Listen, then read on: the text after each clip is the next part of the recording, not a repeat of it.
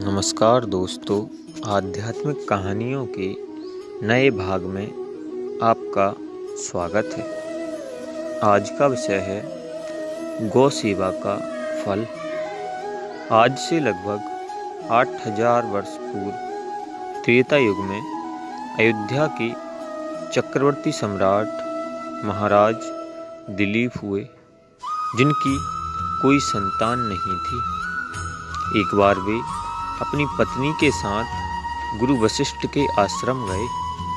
गुरु वशिष्ठ ने उनके अचानक आने का प्रयोजन पूछा।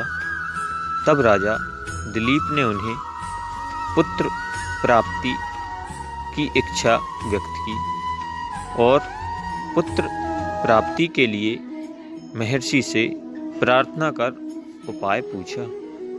महर्षि ने ध्यान करके राजा के निसंतान होने का कारण जान लिया। उन्होंने राजा दिलीप से कहा, राजन, आप देवराज इंद्र से मिलकर जब स्वर्ग से पृथ्वी पर आ रहे थे तो आपने रास्ते में खड़ी कामधेनु को प्रणाम नहीं किया। शीघ्रता में होने के कारण आपने कामधेनु को देखा ही नहीं। कामधेनु ने आपको शाप दिया कि आपको उनकी संतान की सेवा किए बिना पुत्र की प्राप्ति नहीं होगी। महाराज दिलीप बोले, गुरुदेव, सभी गायें कामधेनु की संतान हैं। गौ सेवा तो बड़े पुण्य का काम है।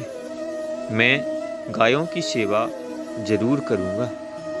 गुरु वशिष्ठ ने कहा, राजन, मेरे आश्रम में जो नंदिनी गाय है वह कामधेनु की पुत्री है। आप उसकी सेवा करें।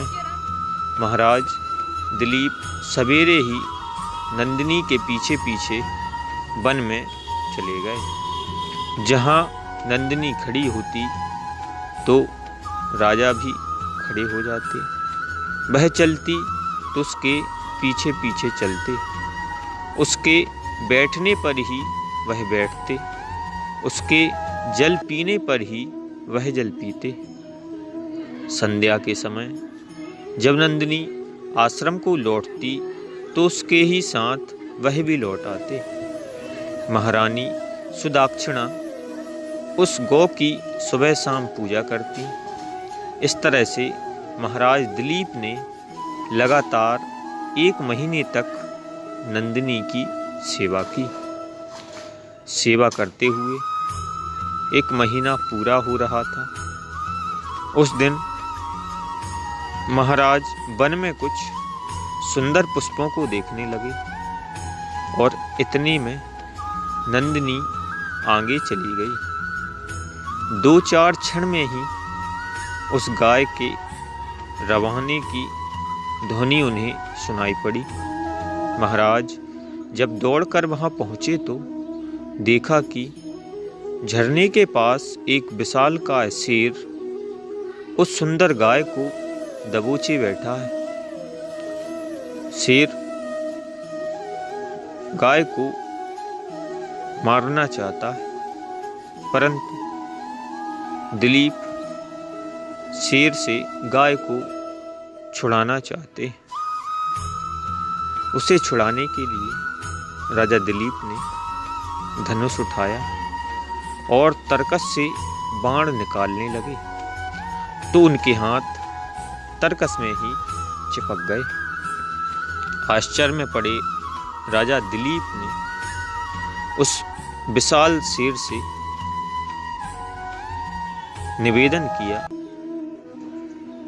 कि आप गौ माता को छोड़ दीजिए।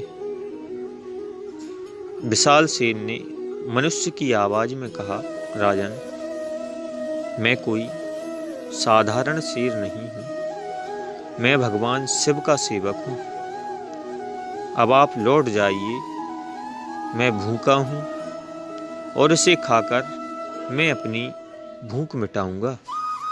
महाराज दिलीप बड़ी नम्रता से बोले, आप भगवान के सेवक हैं, इसलिए मैं आपको प्रणाम करता हूँ। जब आपने कृपा करके अपना परिचय दिया है तो आप इतनी कृपा और कीजिए कि आप इस गौ को छोड़ दीजिए, और अगर आपको अपनी क्षुधा ही मिटानी है तो मुझे अपना ग्रास बना लीजिए। उस शेर ने महाराज को बहुत समझाया, लेकिन राजा दिलीप नहीं माने और अंततः अपने दोनों हाथ जोड़कर शेर के समीप यह सोचकर नतमस्तक हो गए कि शेर उनको अभी कुछ ही क्षणों में अपना ग्रास बना लेगा। तभी नंदिनी ने मनुष्य की आवाज़ में कहा, महाराज आप उठ जाइए, यह कोई शेर नहीं है, यह सब मेरी माया थी। मैं तो आपकी परीक्षा ले रही थी।